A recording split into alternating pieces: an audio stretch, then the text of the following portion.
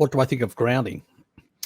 Taking electrons, negative, a negative charge from the ground, and lowering your positive charge. It's not exactly that. It's sort of that's how it's actually coined, but that's actually wrong, because the universe maintains electroneutrality. Otherwise, you'd have these bzz, bzz sparks in your body and around us. So there is electroneutrality in the universe and in our bodies as well. So it's really taking up more electrons. What is an antioxidant? An electron donor. That's what it is. So all grounding does is actually increases the uptake of electrons to stabilize tissue. So it's sort of a natural antioxidant from Mother Nature for free, from the earth itself. So that's all it is. So is there evidence? Yes, there is, but it's limited. Nobody's going to do the research on it. And it's usually the companies that are actually producing the mats and the grounding equipment and all that do it. That doesn't mean it's bad research. They still show that in the experimental subjects which they use, which are primarily animals, they show that basically there is a reduction in oxidative stress. So we know that basically the animal is taking up those electrons, stabilizing tissue, no different than vitamin E, vitamin C, glutathione, alpha-lipoic acid, all these sort of antioxidants that are basically out there. I won't go through every single one of them, but all these basically that are electron donors. They donate electrons and stabilize. The loss of an electron makes something reactive. And so that is, not losing an electron can make something, put it under oxidative stress. So basically adding those electrons back can stabilize. It also has another benefit in the endothelium. So in terms of nitric oxide synthesis. So in your arteries, you've got this pericellular matrix, and that exists around the lipoproteins, any other thing that's floating through your bloodstream, your red blood cells and stuff like that. And around the coating, there's a pericellular matrix. There's a little hairline fraction, and they've got these little sugar molecules. They are glycosylated, these structures. And this pericellular matrix can get a negative charge, and that negative charge can actually be increased from grounding. And that means then that you also, by creating this negative charge both in the endothelium and around these things stick less.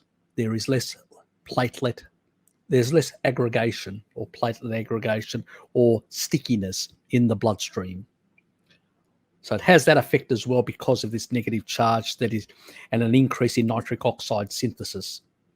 So, which it can actually do. So, which increases vasodilation. So it improves the vascular tree's function. So it has positive effects in that regard. Now, how much can that counteract some bad lifestyle choices? Those sort of things have not been measured in real humans. So if you keep your lifestyle diet clean, you're going to get more benefits. If you don't, you're going to get less. So it's not a panacea. It's not basically, I'll do this and I'll just basically hit the vegetable oils and hit the alcohol and do this and that and whatever, smokes and start smoking cigars and drinking whiskeys and whatever.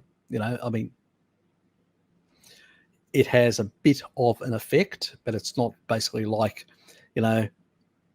it's going to prevent when you're putting in massive amounts of things that are actually causing damage. So we have to, yeah.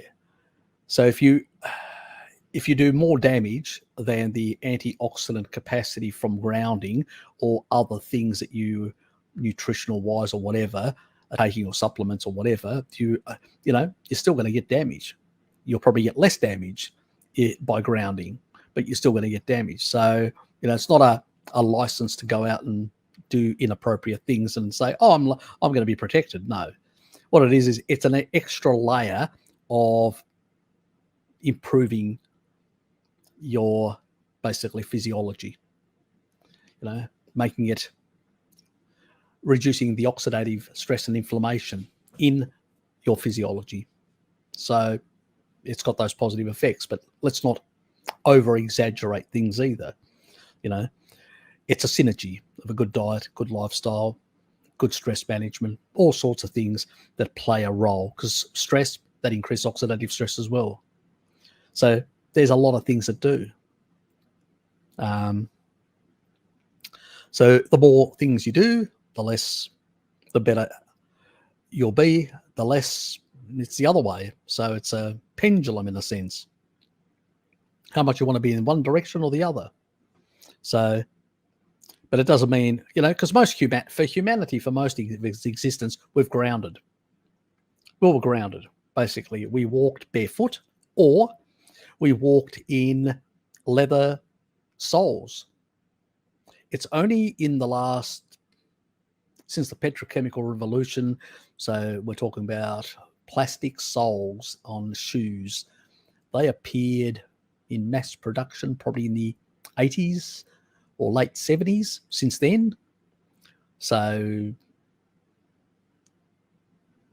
we're talking about 40, maybe 50 years, where many of us have ceased to be grounded. So at least a generation of people have not been grounded.